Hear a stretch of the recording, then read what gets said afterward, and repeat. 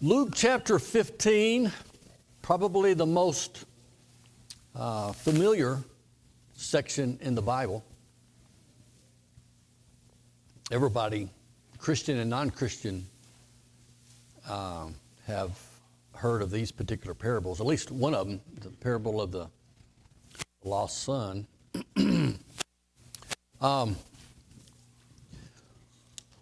We've gone from chapter 14 looking at discipleship being called actually, I think that salt is a metaphor for discipleship, and salt is one of the most critical things back then, and it is today, but it really back then and those times, but it wasn't refined like our salt is. And so there's the illustration that we read a lot about salt losing its taste. Well, does salt lose its taste? I mean, well, back then it did because it was mixed with other things. It wasn't the refined, purified that we have today that we get at the grocery store. And so one could have a pile of white-looking substance there and taste it, and it wouldn't be salt. So the salt would, if they kept the pile of salt outside, the elements, eventually the salt would trickle on down off that pile, and you just have a pile of substance there that was no good. So that was used basically to pave the road for people to trample on. And so when he says salt is good, he's referring, of course, to the salt that tastes.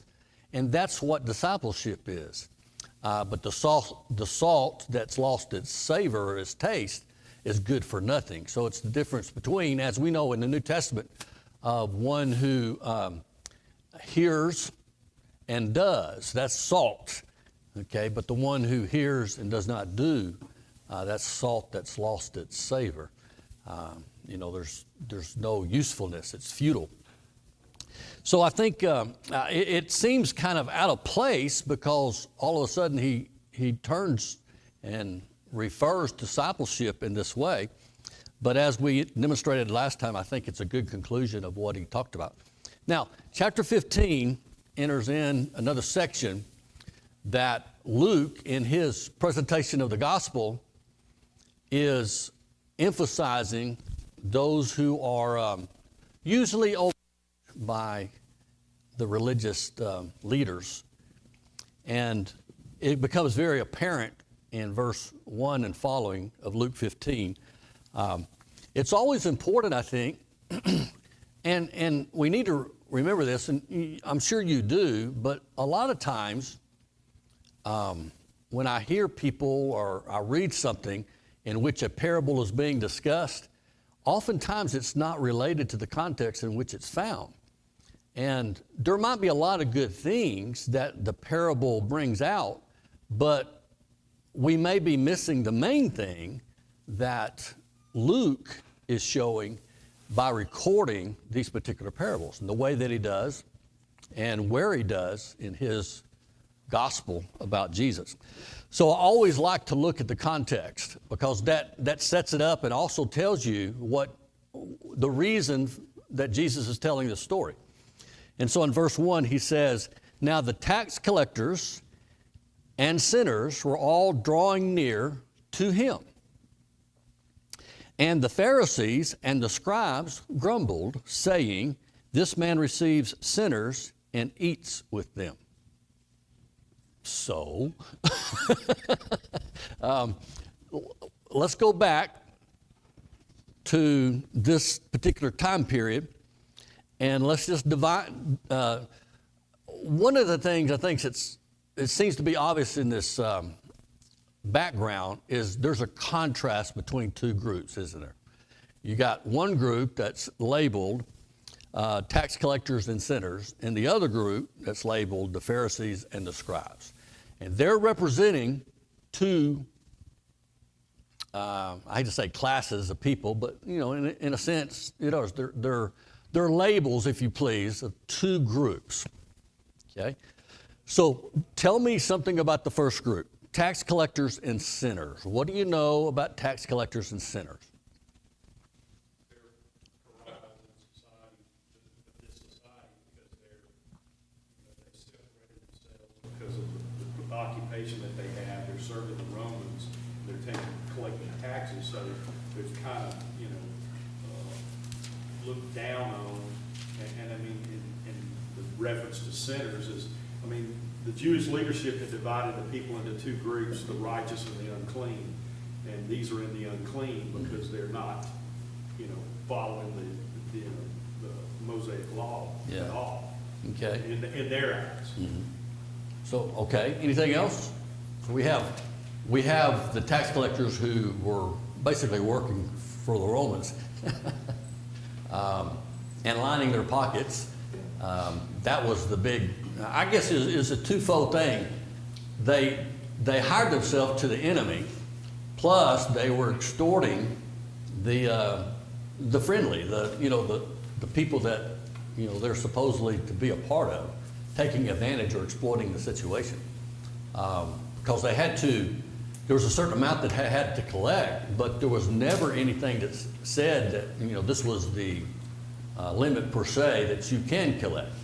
Rome just wanted this, and so as a business person, they tried to see what they could do to get as much as they could, and that's why a lot of tax collectors were very rich. License to steal. Yeah, a license to steal. But people were afraid of them too because they represented Rome, so they had somewhat of protection. They had a standing with the empire that was ruling over the Jews, so they had some advantages that other Jews did not have. Okay, so it's natural that they were hated. This is what makes the disciples of Jesus, the apostles, so interesting because you have a tax collector that's a part of the inner circle of Jesus, and you have also who else? A zealot. A zealot. And a zealot was the one who wanted to kill the tax collector. So you didn't want to go in a back alley and see a zealot there. It would be not a good thing. But, this is fulfilling the prophecy, I think, where the lion and the lamb come together and there's peace because the group of the apostles sort of represent what Christianity is, where we have the falling away of these walls that separate, okay? But that's the tax collector. Now, sinners, you indicated that the sinners were the ones that weren't following the mandates of the Pharisees and the scribes, okay? Anybody else? What do you know about the sinners? Well, a lot of times they thought the people that were sick or, had any diseases were sinners. So yeah, isn't that a terrible?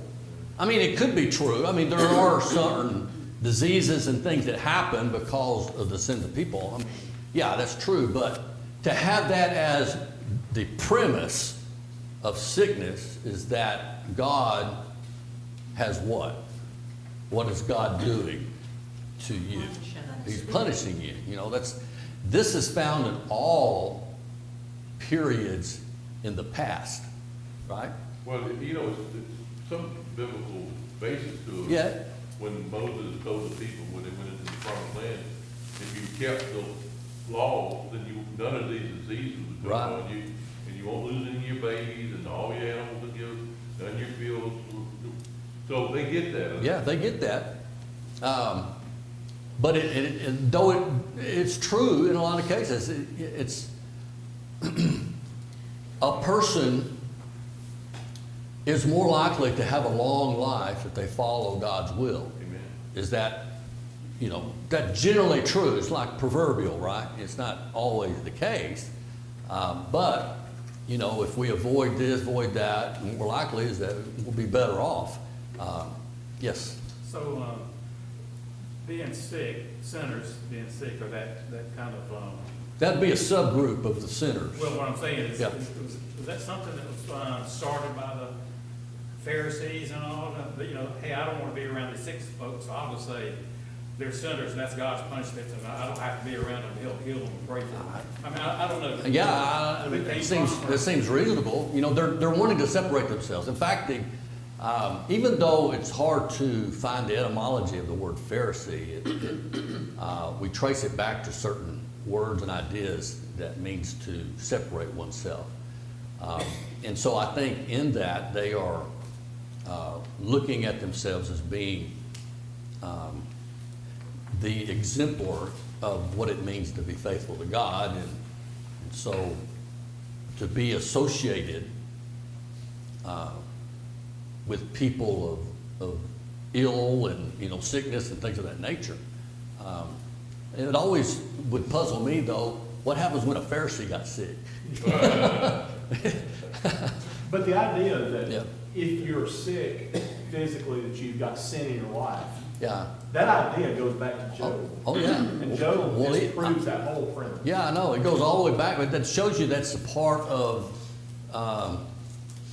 those times in the past.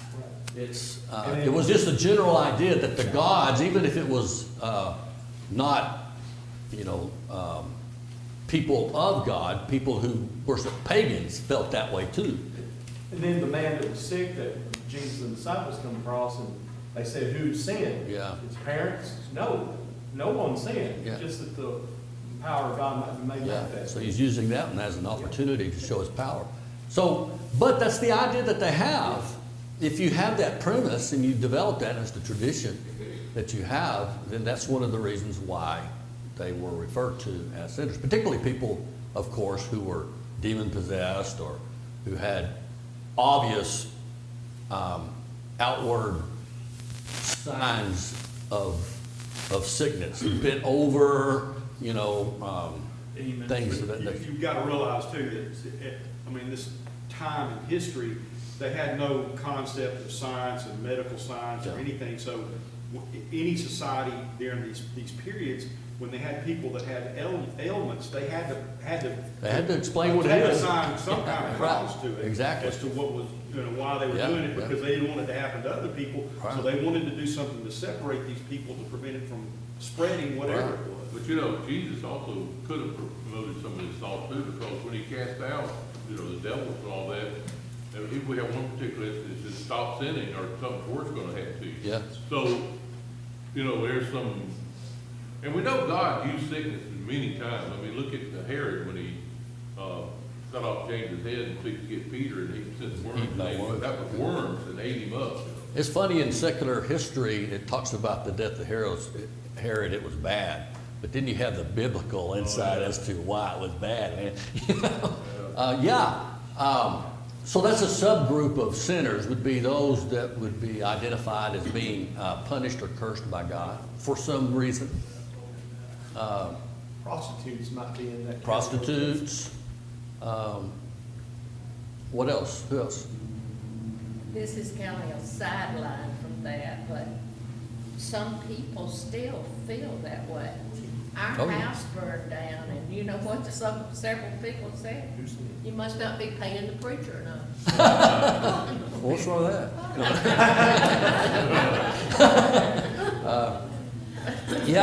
We get, it's interesting and somewhat telling if we're not careful how we buy into superstition. Yes. We accept sometimes some of the superstitious things. Even when we might be having, fun in saying that, sometimes it's actually, we're wondering. And I think that's dangerous on our But part now, as Christians. like I said, I keep going back to this, but God's used sickness Oh, yeah. throughout the history. When Elisha's servant, got money from Naaman, Naaman, he got leprosy. the leprosy, and it was passed down. Yeah. I don't know where it ever stopped, but it says it'll be forever. Yeah. And then you got David sinning, and he said, because of your sin, your household is going to just be all. But we've got to be extremely careful, if we say that sickness is attributable to sin. Yeah, that's, Like I don't think he's saying that. Yeah, I God think has we used gotta be that, very and it careful. is true that God has punished before. It's said in places that when Right. someone does this, they may get sick. That's a, somewhat in the creation that God has made, and he's used sickness. But it is a subgroup. We're just talking about the attitude that the Pharisees had. Yeah. Okay? So that's what we're looking at. And it's the part of the sinners are those that they would deem as being punished by God. And so we have the tax collectors sold themselves out, prostitutes. We have those who are poor. That's another group would be considered, because if you're poor, it would mean that God's not blessing you, because it is true that God has blessed. He blessed Job, didn't he? Well, a lot. But Abraham, Isaac, and Jacob were very rich people. But it's not always an indication of God's blessings. So an attitude developed where poverty represented, a curse or something that's in your life or whatever. And so that's part of the subgroup of the sinners. Who else are part of the group of sinners? Well, if you were a Gentile, you were definitely in there. Yeah. Any non-Jew would be classified as the sinners. Who else?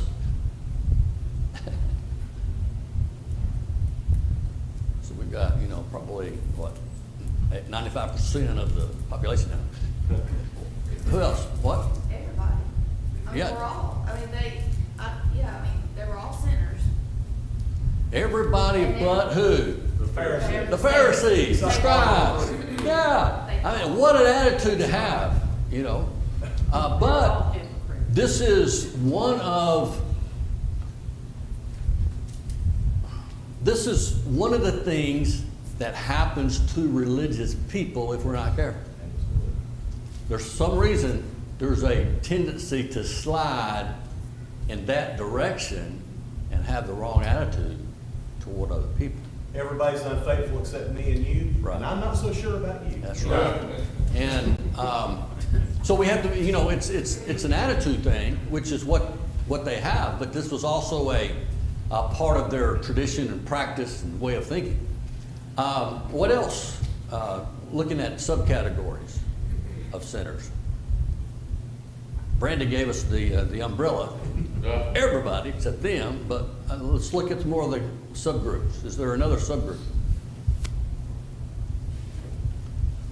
that you could think of?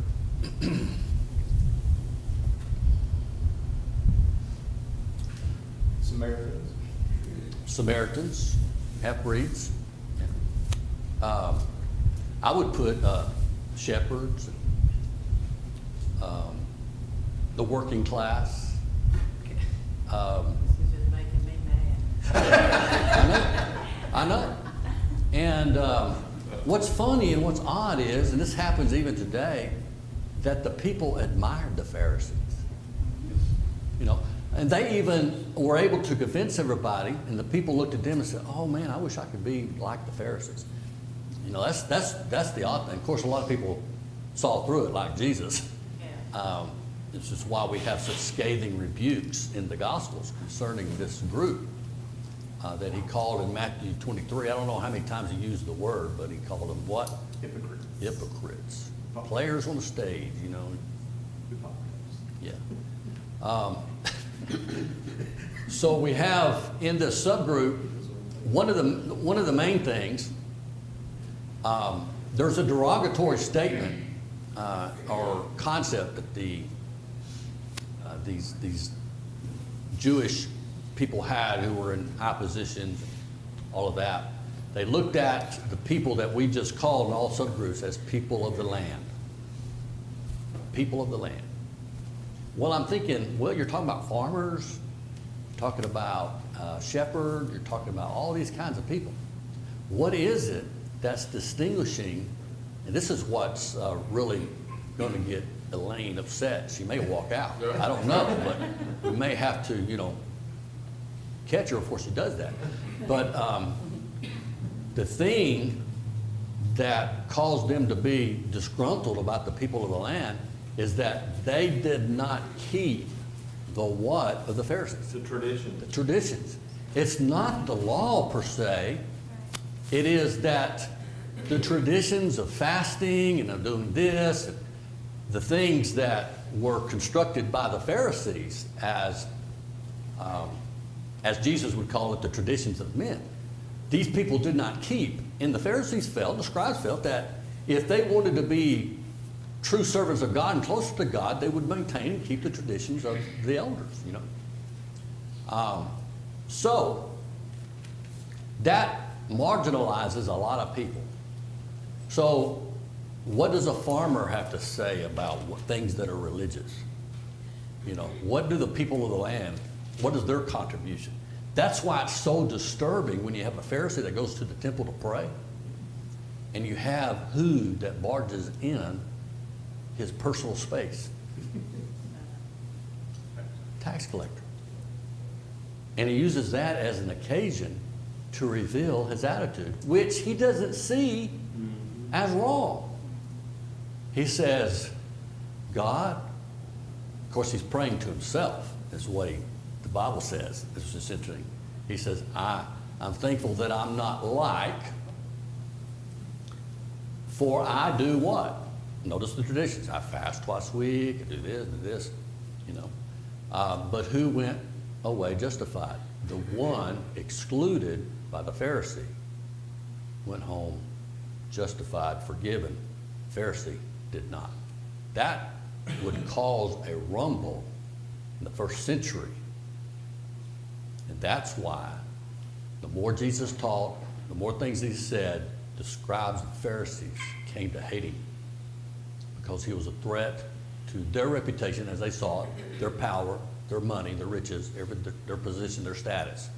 Jesus knew in their heart, though, that they had purposely set to discriminate against people because they weren't following their traditions, and they were sitting in judgment of these people. Yeah. And he, you know, he was saying, you know, that's just not what God intended.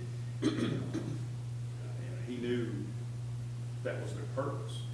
So, you know, they constructed, you know, I always thought, you know, there's not any, denominationalism didn't really exist in the first century, but, you know, it was leaning that way, particularly when people in Corinth were saying, I, Paul, I, Apollos. They're sort of separating and identifying. You know, you have somewhat of a movement into that if we're not careful. But I never thought about the Pharisees having their own denomination, which was their own segment, their own clique, and they were the safeguards of God's law. That's why they came up with all those traditions, to protect people from committing. But their traditions, when they weren't followed, they got real upset about it. So they wore the robes, long tassels. They uttered prayers long, almost incantations, you know, stuff. And Jesus just ripped them apart. Yes? How much was it that they had all these beliefs for themselves, or was it to keep other people out of that upper class? I mean, the whole time I'm thinking about it, it's like the caste system in India. We had the upper class, and then it just went down and down. And then when you mention like the farmers, you know, those people who had to take care of the pigs had to be the very lowest, even in the prodigal son. Yeah. Now that was the lowest job, to taking care of the swine. Yeah. So was it to keep themselves elevated, or was it to keep everyone else out of that? That's interesting, yeah. Position? Yeah. It almost seems that they did it to keep others out of their group. You know, there seems to be that attitude. But I think along the way, they came to believe, you know, what they had instituted. Of course, not every Pharisee was bad. So we have, you know, examples, Nicodemus is another. But it's just, when you look at the contrast here in verses 1 and 2, this is why Jesus is telling the parable, because he's going to attack the very foundation and the attitude they have about themselves and about others. You know, Paul, you're talking about, they believe that Paul said, I was a Pharisee of Pharisees, and that he persecuted the church with all clear conscience. Yeah, he So did. he was, you know, he was sold. He fell. He sold it. He was sold, yeah. Paul, Saul of Tarsus, you remember? All good conscience, I did what I did. So, 3 stories he's going to tell and they're all, it's kind of like structurally, it's real interesting.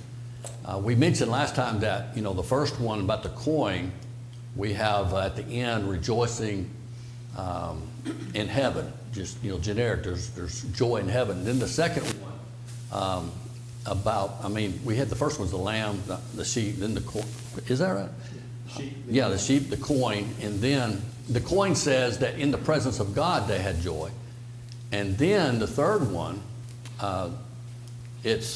we have the one, I think, that is implied in the first two, the Father. Okay, as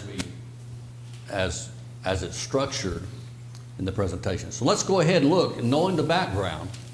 Remember, Luke is emphasizing more than the other Gospels. Not that the other Gospels don't mention things like this, but Luke in particular is indicating God receiving the people that the scribes and Pharisees excluded. So this man, the man receives sinners and eats with them. Now, this is what they said about it. Jesus can receive sinners. It doesn't mean that he what? He participates or condones what they're doing. But his attitude toward them is quite different than the Pharisees. So he told them a parable. What man of you, having 100 sheep, if he lost one of them, does not have the 99 in the open country and go after the one that is lost until he finds it? And when he has found it, he lays it on his shoulders, rejoicing. And when he comes home, he calls together his friends and his neighbors, saying to them, rejoice with me, for I found my sheep that was lost. Just so I tell you, there will be more joy in heaven over one sinner who repents than over 99 righteous persons who need no repentance. It almost indicates here, well, I'll ask you, tell me about the parable. What do you see in it? What strikes you as interesting or, That God's not inactive. He's going to actively go look for people that are lost and not expecting them to come to him. He's going to go search you out and find you and bring you back. That's his intention. Yeah, isn't that so important? How many people feel like they have no hope? It's almost like the people of the land feel like they've been abandoned, And so in this particular parable, we find out about the value of what? One soul, the value of one soul. There's more joy in heaven because one being brought to repentance from heaven's perspective is one of the most joyous occasions. God, I think that's why it's so important that we don't know who that we meet in our day-to-day life. Yes, who's lost. exactly, yeah. We don't know the circumstances they've been through, and by our choice of words and, of course, choice of conversation with these people, we may be sparking that gives them the hope that God would accept them back, because a lot of them are in situations that they despair and they don't feel that way. Yeah. And then there may be something that we communicate to them that might help them. So we just don't know, I guess is what I'm getting. Yeah, tonight, I'm talking about God's remarkable word, the parable of sower and stuff. It's just, you don't know. You sow the seed because everyone has value. What else do you see that's interesting?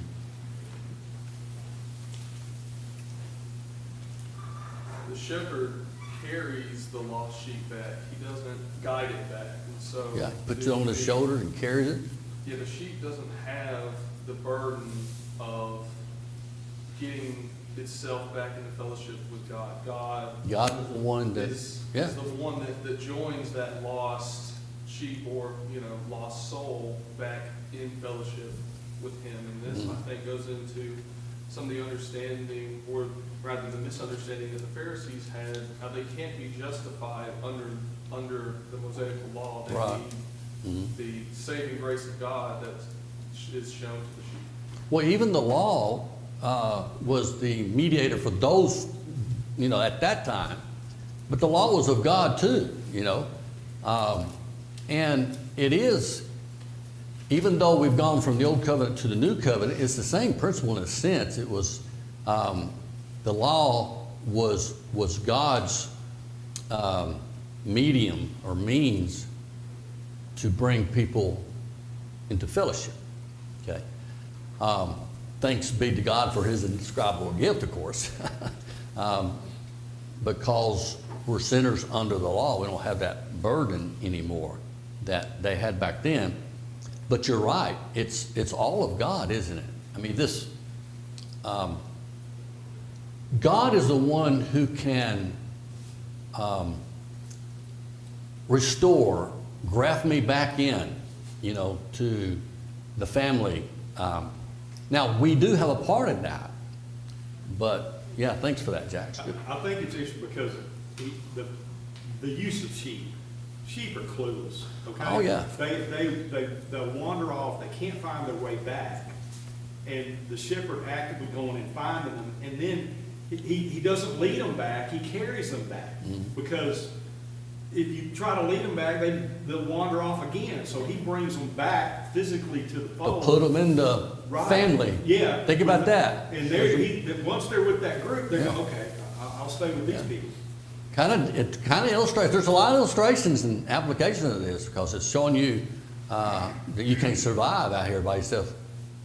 You wander off. You're not with the family. You're brought back to the family. That's the nucleus of our, fellowship, and encouragement, strength. So we've got that. He does find it. It says one's not too lost that cannot be found. He rejoices, comes home, he's calling together everyone. And they all, there seems to be this implication, or it's implied, that they all would be joyful too. Now, what was a sheep to a shepherd? Economically. Yeah. So we're talking about, if you're thinking about modern day, you can transfer to think about what's the livelihood. It's just like the man that was demon possessed, had the legion. He's among the tombs crying out. And the demons ask, hey, don't destroy us and send us to the abyss. But let us go over here to the swine. And Jesus lets them, the swine just go off the cliff, man. But it's the whole economy, it seems like, of a lot of people. What does that tell you about the value of that person where the demon was excised by the power of Christ? It's more important than what? A regional economy. I mean, it's more important than anything. We don't think that way, but it's true. In fact, if the community might have had a vote whether we could save this man or lose all these pigs, it would have been a close vote. Yeah, it would. Absolutely. So he's found the sheep. It was lost. He found it. A lost, it tell us how he lost, is just lost by the sheep's own meandering around, not paying attention, how they are. That's right. They're dumb animals, It doesn't mean they don't understand some things, but they're sort of, helpless. They're helpless. Well, that's us, right? Yeah, exactly. I say that every day about So the emphasis is on repentance, So how does this play in to the Pharisees and the scribes and their grumbling against Jesus, associating with sinners and, all the people we talked about? He's telling them to be joyful. They should be joyful, but they can't be because it's not their narrative. Yeah, Jesus is actively seeking the lost. That's his whole mission. I came to seek and saved. They look at the publicans and the sinners as irredeemable. Yeah. That they can't just. Or a waste of time. Yeah, a waste of time. You can't change them. There's no way. And so and you begin to wonder, who then are they interested in? Themselves. People like them. You know, it becomes a class system where you have children who are born to this Pharisaical, you know, it becomes a inbred type of thing, and they're not interested in outsiders. So in that It's sense, the same way now. yeah, I mean, it's the same thing now. I mean, look what's happening over in Israel right now. I mean, Yeah. all these people in Gaza are being destroyed. I mean, and people don't care. I mean, they try to get people to care, but I mean, they just don't really care. or even our own nation and how people are treated. Yeah, absolutely. This is crazy. I mean, I was thinking about that last night. And I think I told you a story about that family that was living in a house that didn't have any electricity, Yeah, no water. 9 of them living there, no windows, all the walls had gaps in them. They would go to the creek and wash their clothes and didn't even have an outhouse. And people, it was on a major highway, 231. How many people do you think care? Yeah. I mean, and they see the kids out there. They'd have to go to school filthy. I mean, and there's people living in cars now. People can't afford housing. And I mean, people just don't care. I mean, just leave me alone, let me do my thing. So let's go to verse 8, the parable of lost coin. Or what woman, having 10 silver coins, if she loses one coin, does not light a lamp and sweep the house and seek diligently until she finds it? And when she has found it, she calls together her friends and neighbors, saying, "Rejoice with me, for I found the coin that I had lost." Just so I tell you, there is joy before the angels of God over one sinner who repents. Okay, talk to me about the custom that's being referred to here, the coins. Y'all know anything about that you can share? Yes. I understand that women put coins on a chain, wear it around the neck as a sign that they were married. It's like a woman's wedding ring. I think the coins represented, my understanding, that they sought to collect a certain number in order to have a dowry that would be given. So they would, it wasn't until they had collected whatever it is that they would have the opportunity to marry. That's the same way But in India. it depends, huh?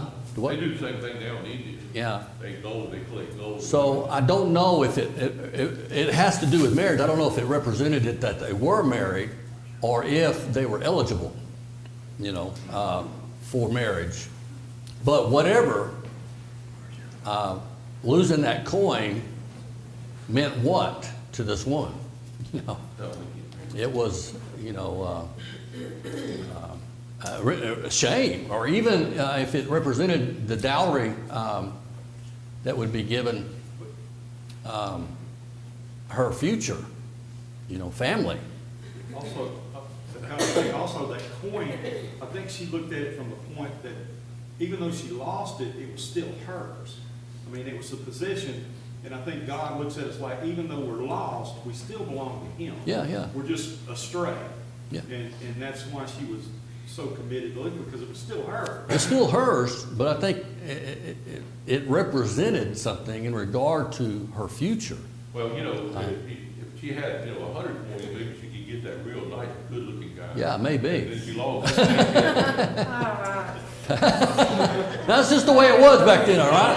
All right? I'm still waiting on my dowry. So, But each time, I'm not going to touch that. each time in this parable, Beat around the head. the number gets smaller. So all three of these, it Yes. goes from the 99 was left, to the 99. 9 to left, to the one that was still at home. Yes. So it might be showing a thing, it's not the number that's important, it's the one that was lost. Yeah, it's, you know, that's a structural thing I think that's happening throughout, is the number where it's going to be emphasizing, you know, this son, one of two, and then the structure of, you know, the father is representing, you know, God and God's attitude. So what this woman lost was very, very important to her, and she's turning her house upside down. I've done that. Sherry's done that. I mean, we've lost things, you know. You lost your keys one time. Yeah. I've gotten to where I lose something and then I'll wait a couple of weeks because I think I'm going to run into it, you know, at some time. But if it goes past 2 weeks, man, I get, you know, closet, drawers, whatever. But anyway, it's the fact. It doesn't tell us how she lost it. You know, maybe it was lost by her recklessness, or maybe it was lost by something, you know, hitting it or something. A coin rolled away and she didn't know it. Maybe as a result of what somebody else did. I don't know. We're not told. Okay, but we are told that the coin is lost, and it's meaningful that it's lost. Now I have to tell you. The other day, I ran across a penny, and I've done this several times, and I'll look at it, deliberating whether or not to pick it up. So you got to, you know, since I don't like to bend down much anymore, you know, I have to think about the effort that it takes to bend down, pick up that penny, and, you know, if the contour of the ground, I'm going to have to try to, you know, get it. It moves around. I can't get it up. You know, so I deliberate the problem. If the head is up, then you pick it up. You pick it up, okay. But I usually pick up the pennies. What? I said it's got white powder on it. Yeah. But the point is to emphasize that what is lost, God is interested in saving, isn't it? Let's don't make this harder than it really is, because that's the easy point that the Pharisees and the scribes missed. Scott, do you think, I've thought about this, and it's always kind of concerned me, but the scribes and Pharisees, they use that discrimination to itself perpetuate, because kind of what Terry was talking about, if you have people that are separated from society and other people are unwilling, you know, they're not going to do anything because people might look at them and think that they're associated with these people for the wrong reasons. Right. And I think that the scribes and Pharisees, in my opinion, they used that to control part of that society and perpetuated that to keep that separation. Yeah. I've seen this in the church. We used to pick up some kids and bring them to church. And I asked the elder wife, we were going back to school. She said, I'm not putting those very kids in my car. I've got a new car. And I told her, I said, you know, you might want to think about getting a different car. I mean, you know, but that's the church. Be careful. Well, we've had that. I've had experience where we were working in the prison in Nashville. We had groups that came in that had tattoos all over them, you know, I mean, on their head and all this stuff. Some of them look really vicious, but they were coming to church. That was part of our mission. And we'd have comments from people about not wanting them at the church. You know, I'm thinking, man, we're just not getting it, are we? It's just, I think those are prime examples of how we can become comfortable in our exclusion from, instead of the attitude of wanting to bring people to repentance. And one guy, I remember in a discussion in the hallway, we had one of our precious ladies that came to us and said, you know, you need to get rid of those tattoos. You know, and they're all over. I mean, it's covered. He said, okay, I'll try to scrub them off. You know, but he was, you know, and I had to go and talk and apologize that, you know, I'm sorry, this isn't the way it should be. You shouldn't be treated this way. We had a Bible study with a couple. She was actually a daughter of an elder from Jacksonville, Florida. Yeah. And this other guy, and they were both been married before, and they were living together, I think. I can't remember if they were married or not. Anyway, I've been studying with them. So like I said, we're going back. I was talking to the guy that's in charge of evangelism at the church. I said, you need to, and I was telling him about the different Bibles. I told him about that. He said, well, there's no sense studying with them. I mean, our attitude about that was, they're in such a situation that there's nothing that we can do, or God can do. Yeah, I'm glad nobody had that opinion about me. And we don't even study with him, man. No way. Sleep Gleaves over there in the gutter, you know. Oh, Scott, yes. I like too, the reason why they lost it is left out. Because that, Yeah, you know, if it's in there, that leaves room for judgment. right. So it's just, he left it. Yeah, he left it out. But why it was lost, you know, it's left out. It removes judgment. Right. You know, we can't sit in on, well, you shouldn't have done that. Don't be so careless with your coins. Right. You know, well, haven't we been careless? Haven't we done, you know, mistakes and said wrong things, stuff like that? Why do religious people then reach this attitude or state of Pharisaicalism? Insecurity about their own life. Maybe, I don't know. Okay, Sarge is telling me it's over. Thank you.